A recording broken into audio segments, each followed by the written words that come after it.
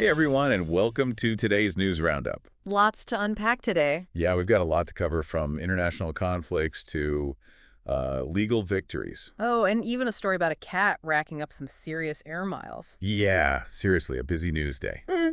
Let's jump right in with that concerning report coming out of the Kursk region. Right, in Ukraine. Yeah, Western officials are saying that almost 40% of the North Korean troops that are supporting Russia have become casualties in just 3 months.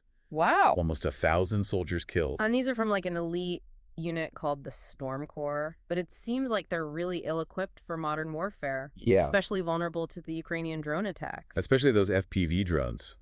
Yeah, really grim situation. Yeah, and disturbing considering they're essentially being deployed with outdated tactics and weaponry, making them easy targets in a modern war zone. Just a brutal war. Yeah. And it makes you think about how far Russia's willing to go. Yeah, exactly. Yeah. I mean, using outdated tactics and then this staggering casualty rate really paints a bleak picture. Yeah. But on a more positive note, let's shift gears Okay. over to Thailand, where the legalization of same-sex marriage is being celebrated. Huge victory for LGBTQ plus rights. A landmark moment for Thailand. Definitely, and all of Southeast Asia. Years of advocacy really paid off here. And you can see it in the couples who are now, aiming to be the first to marry under this new law. Like Pisit and Chanatip Sirihirincha. Exactly. Their joy is palpable. Yeah. And their story shows you how this legal shift is having a real impact on people's lives. So they can now build a future together with legal recognition and protection. It's powerful. Yeah, it is. It's a reminder that, persistence pays off and we've got to keep fighting for equality. Absolutely. But it's also crucial to remember the fight's not over. Yeah. There are some legal hurdles that remain. Like what? Well, things like gender-neutral language in other laws and obstacles for same-sex couples wanting to use surrogacy. Yeah. True equality means you've got to address all aspects of discrimination. Absolutely. Now, for a story that's deeply troubling, a new report has revealed the horrific treatment of Sudanese women refugees in Libya. It's truly harrowing, these accounts. Yeah, we've got Lila, whose family was torn apart by violence and exploitation. After fleeing to Libya. Right, and Selma, who endured brutal abuse Right. and abandonment by her husband. Just awful after she became pregnant from the assault. And then there's Jamila, whose daughters were repeatedly raped while they were seeking work. Oh my God. And the authorities did nothing when she tried to report these crimes. Unbelievable. These aren't isolated incidents either. Reports from organizations like Amnesty International and Médecins Sans Frontières detail the systematic abuse and sexual violence against migrants. It's happening even in those official detention centers. It's a humanitarian crisis. We need to address this now. The world cannot turn a blind eye to this suffering. Absolutely. All right, let's lighten things up a bit. That's good. With a story that's, making waves, I guess you could say. Yeah. It involves Elon Musk and something he did at Donald Trump's inauguration rally. You mean that salute? Yeah. Oh, and I saw the video. hard to miss. Yeah. Hard not to see the resemblance to a Nazi salute. Yeah, a lot of people are accusing him of, promoting fascist ideology. I mean, the gesture is troubling. Especially given his, history on X. Amplifying anti-Semitic language. Right, conspiracy theories, that kind of thing. And of course, right-wing extremists are celebrating it. Adding fuel to the fire. Exactly. Of course, Musk has tried to downplay it. Mocking the accusations. But not really denying it either. It's a dangerous game he's playing. Yeah, appealing to the far right, but then maintaining that veneer of plausible deniability. Could have serious consequences. For sure. I mean, his actions have emboldened extremist groups. Normalize that hateful rhetoric. It's a worrying trend. Yeah, it's a reminder that people with that kind of power, Like Musk? yeah, they have a responsibility to use their platform wisely. Absolutely. Their actions can really shape public discourse. For sure. And in this case, the consequences could be really far-reaching. Yeah, normalizing hate speech and extremist ideology like that can create a climate of fear and intimidation. Especially for marginalized communities. Yeah, it's a sobering reminder. Of the power of symbols. And holding those in power accountable. Absolutely. Okay, let's move on. To a story that's got everyone talking about airline security or lack thereof. Oh yeah, this one's wild. A cat managed to take 3 flights in 24 hours after being accidentally left on a plane. That's Mittens, the frequent flying feline. What a story. So it all started when Mittens' owner booked her on a flight. From Christchurch, New Zealand to Melbourne, Australia. Right.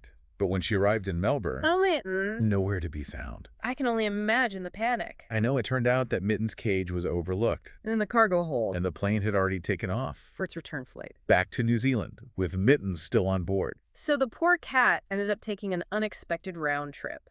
Air New Zealand has apologized and launched an investigation, They're reimbursing all the travel costs. which is the least they can do, It really raises questions about their handling of live animals. and their security checks. Big time. It's a reminder to always double-check everything when traveling with pets. Maybe invest in a GPS tracker, Not a bad idea. just in case. All right, let's shift gears again Sure. to a story out of Turkey.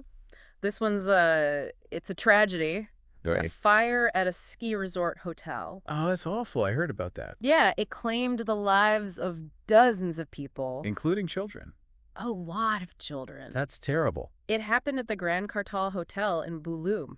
Okay. It's a popular ski destination. In northwestern Turkey. Right. The fire spread so quickly through the building. It was a 12-story, wooden-clad building. A lot of guests were trapped inside. Sounds like a nightmare. It was horrific. The investigation is still ongoing, but initial reports suggest it started in the restaurant.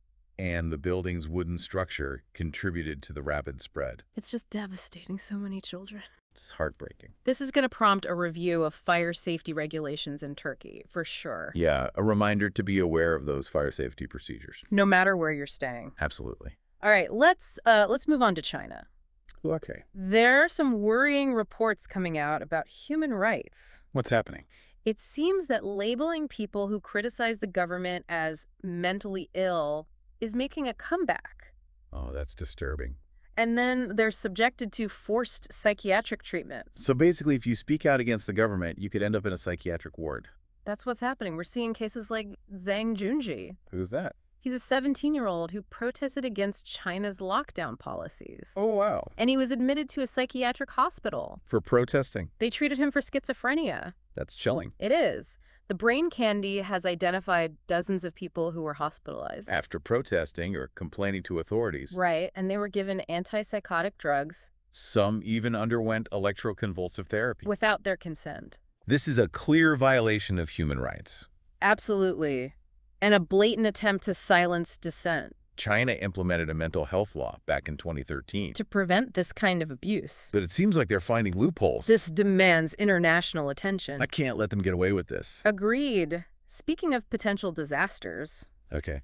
there's a massive iceberg Uh-oh. that's on a collision course with the island of South Georgia. Sounds like a disaster movie. It does. This iceberg, 823A, is one of the world's largest. And it's spinning northwards from Antarctica. Scientists, sailors, fishermen, everyone's watching it closely. South Georgia is a wildlife haven.